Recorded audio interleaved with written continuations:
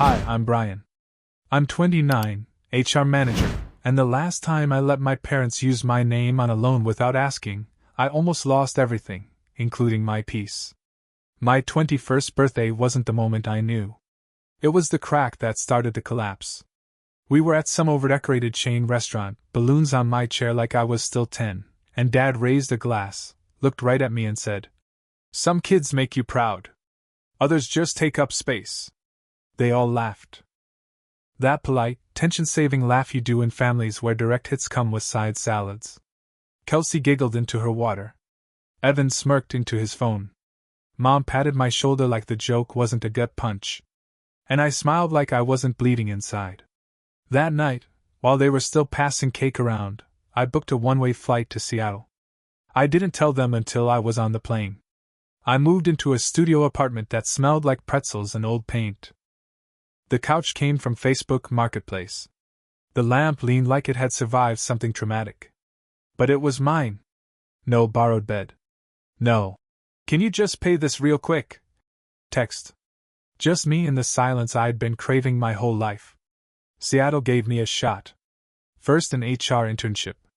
Then a real title, a real badge, and eventually the keys to the onboarding kingdom. I coached new hires. Smoothed conflicts. Ran performance plans like a surgeon with a clipboard. It was calm.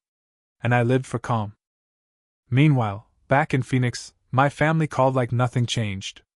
Mom needed a float to cover Evan's utilities, again. Kelsey forgot her credit card for the wedding dress deposit. Dad asked if I could help with payroll at the roofing shop. Just until Friday. Always Friday. Never payback. The worst part? I did it. I always did it. Because I thought if I kept being useful, they'd see me as something other than the default problem solver. I was wrong. When Thanksgiving came around, I flew home out of guilt. The house looked different. New appliances, new TV. They'd been spending, clearly. And still, when Dad handed me a loan application folder mid-turkey, I actually laughed. $65,000. Co-signed by me. "It's not even real money," Mom said, smiling like a con artist on a family sitcom. I said no. That should have been the end of it. But 2 weeks later, Credit Karma flagged a hard inquiry. Same bank. Same loan. My stomach dropped straight through my desk chair. I called. Mom answered like she'd been waiting for it. "You're being dramatic," she said. "We needed it for the crew. It's your family." That night, I froze my credit and filed a fraud report. They called me selfish. Said I'd lost my way. Dad didn't speak to me for a month. Kelsey texted once. "I wish you'd just be normal." I started keeping a spreadsheet. Date. Amount. Who asked? Why? Status. The paid column stayed mostly gray. That spreadsheet became my therapy. And my shield. Because what came next made the 21st birthday toast look like a Hallmark card. The first major withdrawal wasn't even money. It was time. It was emotional bandwidth. It was watching Evan post bar selfies while I Venmo'd $900 for new tires he desperately needed to make it to his job interviews. Spoiler, he didn't go. I told myself I was being kind. That maybe being the stable one was my role in the family ecosystem. That was a lie I used to soften the truth. I was being used. When Kelsey got engaged, I thought maybe things would shift. She'd grown up some, taken a project manager job, started saying things like capacity and stakeholder. She added me to a group chat called Kelsey's Magical Day, which was 50% mood boards and 50% task assignments.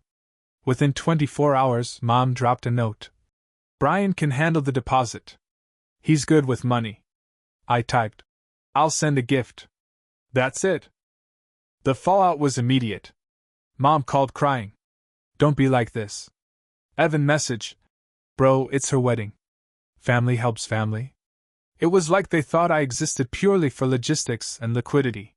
That's when I started going low contact. Not full no contact.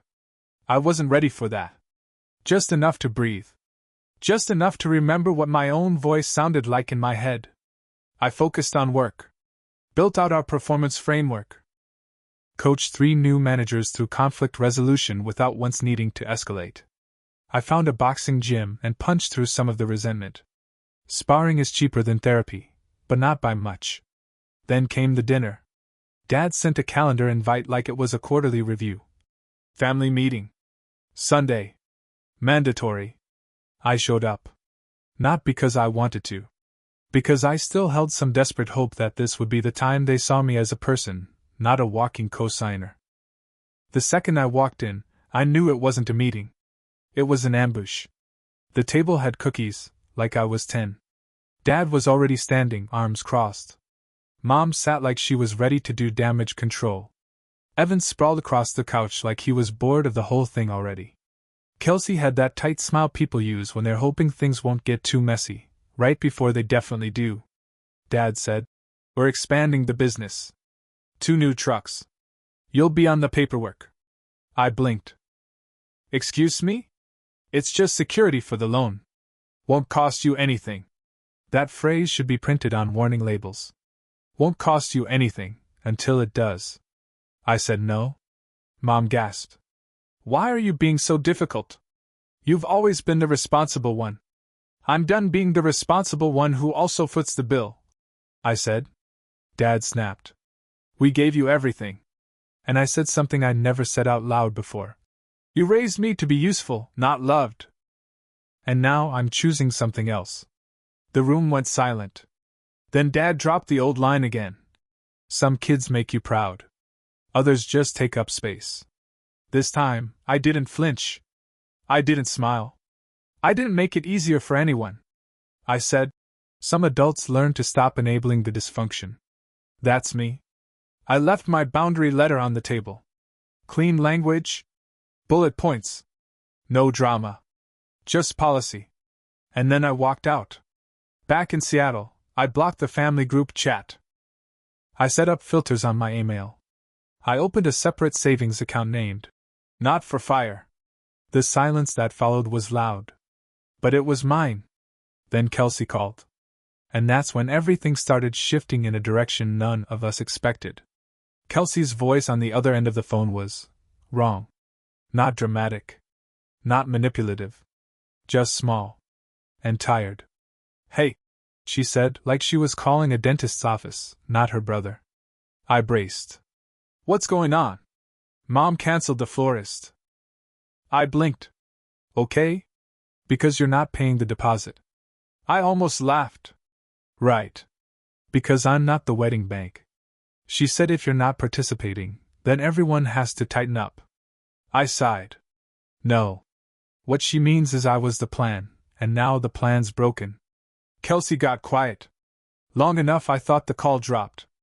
"I used to think that was just how things worked," she said. "But it's not fair. It never was." She sounded like someone slowly waking up after a long, weird dream. And in a way, that's what it was. I sat down on my couch, the one I bought myself, in the apartment I paid for myself, with money I earned not guilt or stolen or bartered through sibling diplomacy. "Do you remember when Dad made me give Evan my car for the summer?" I asked. "Yeah. You had to take the bus to work. And he wrecked it. And then I apologized for being upset." Kelsey sighed. "I remember. You didn't say anything." "I know," she said. "I didn't know how. We talked for an hour. About Dad. About Mom. About growing up in a house where the golden child sparkled and the youngest crashed and burned and got a parade. About what it does to a middle kid to carry all the invisible weight and still get told he's cold." She said she might move the wedding. Backyard. String lights. Whatever. Then quieter, like she was scared of hearing herself. "I'm looking at apartments." I sat up. "Apartments?" "Yeah. It's time." "You think she'll let you?" Kelsey laughed once. "Not funny. Just bitter." "Let me?" "Brian, I'm 31. It hit me then, she wasn't just tired.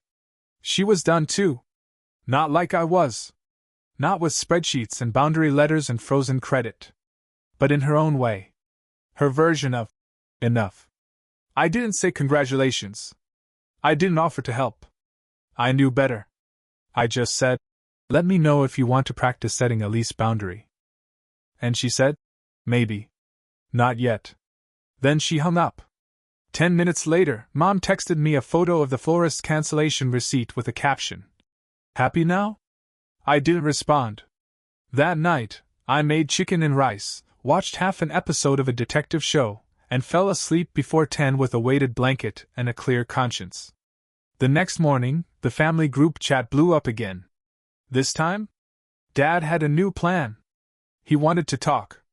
As adults, he said. Right. I dressed like I was about to conduct an exit interview. Because in a way, I was. Sunday. 3 p.m. I showed up on time, because of course I did. Dad always said punctuality is a sign of character. But what he meant was, don't keep me waiting. The front door was already open. That's how I knew it wasn't going to be a conversation, it was a setup. Mom was in full performance mode. Cookies on a plate. Candles lit. Like this was some suburban version of a peace summit. She smiled too wide and said, Brian, honey, come in. Kelsey was already there, perched on the edge of the couch, looking like she wanted to melt into the furniture. Evan was slumped in a chair, TikTok on full blast, shoes on the ottoman. He didn't even look up. Dad stood in the kitchen, arms crossed like he was addressing contractors who'd botched his roof. Let's talk like grown-ups, he said. I took a breath, sat down, and opened my laptop. The screen mirrored to the TV. My spreadsheet appeared in full glory, line after line of dates, amounts, reasons, and Friday, promises that never came. Kelsey let out a tiny exhale like she'd been waiting to see proof that she wasn't crazy. What is this? Evan asked, half laughing. This, I said, is the ledger of every time I was the plan. Dad's jaw twitched. You've been keeping score? I've been keeping receipts. Mom tried to laugh. It cracked. Brian, this isn't necessary. Isn't it? I clicked to the second tab. Receipts. Transfers. Texts. Screenshots. The business loan application with my forged signature. Dad stepped forward. You think you're better than us because you sit at a desk. I think I know how to read a loan document. I said. I think I know fraud when I see it. Watch your mouth. He snapped. I froze my credit. If anything else shows up under my name, I will report it. Mom's voice sharpened. To who? The police? On your own father? If that's what it takes. Kelsey whispered. Brian. I turned to her. You want to say something? She blinked. Then she said, This isn't okay. What you've all done, it's not okay. Evan scoffed. Oh, so now you're on his side? I'm on the side of not stealing from your own brother. She snapped, voice cracking. Mom jumped in, classic pivot. We've sacrificed for you. We put a roof over your head. You want a receipt for my childhood? I said. Funny you should ask. I dropped a printed copy of the spreadsheet on the table. Plain paper. Stapled. Dad stared at it like it was a court summons. I'm not your ATM. I'm not your emergency fund. I'm not the backup plan. You're abandoning us. Mom said, teary now. What will happen to us? I looked at her. At Dad. At Evan, who suddenly seemed less smug. Even he could feel it, the shift. You'll figure it out, I said. Because I won't be figuring it out for you anymore. Then I stood. Dad's face went blank. The kind of blank that only happens when you realize the script isn't working anymore. He tried one last time. The line he always went to when control slipped. Some kids make you proud. Others just take up space. I looked him dead in the eye and said, And some of us finally stop paying to be insulted. I left the room. Left the cookies. Left the fake reconciliation. Left the part of me that still wanted them to clap when I succeeded. The next day, I got a new group chat invite from Kelsey. Just me and her. She titled it, Actual Family. The icon was a cartoon cactus with sunglasses. I clicked accept. The fallout came fast and loud, like a fire alarm in a building you're already halfway out of. First, Mom called 12 times in a day. Then she texted, I forgive you. Followed by, You're not well. Then the classic. Let's talk Friday. Always Friday. Always vague. Always a trap disguised as a calendar invite. I didn't respond. I muted the family chat and left it to its natural chaos. Kelsey sent a separate message later that night. She's blaming you for everything. Says you're tearing the family apart. I wrote back. Good. Maybe they'll stop asking me to hold it together. Kelsey didn't reply right away. Then, after a while, I think I finally get it. Meanwhile, Evan texted at 1:12 a.m. Need $200. Or I'm screwed. The next morning, a follow-up. Forget it. You're dead to me. I made coffee, opened a new browser tab, and booked a kickboxing class with a trainer named Maya who hit like her fists were filing HR complaints. Life without emergencies felt weird. Light. Quiet. Not perfect. Just breathable. At work, I pitched a framework I'd been holding on to for months. A real compensation strategy, not just band-aid raises and generic HR fluff. My COO looked up from her tablet, blinked and said, "Run it." I ran it. It worked. Employees started saying things like, "This made me feel seen." I screenshotted one of those comments and saved it in a folder called Fuel. I stopped checking my family's Instagram stories. Instead, I learned the names of my neighbors. Went to a board game night even though I hate board games. Ended up arguing about whether house rules are real or made up, and laughed so hard I snorted. Nobody asked for my routing number. Kelsey called again. She'd moved the wedding to a backyard. Thrifted vases, string lights, borrowed arch. She texted me a photo. It looked like Pinterest if Pinterest had boundaries. I sent her a card with a check and a note. May every yes be yours. She replied with a crying laughing selfie, mascara down to her chin. I cried at my desk and blamed allergies. Meanwhile, Mom went nuclear. She called my godmother. My aunt. Even our old neighbor who once called me the polite one at age 11. The message was always the same. Brian's abandoning us. He's acting like a stranger. He owes us. My aunt texted me a screenshot and added, "You okay?"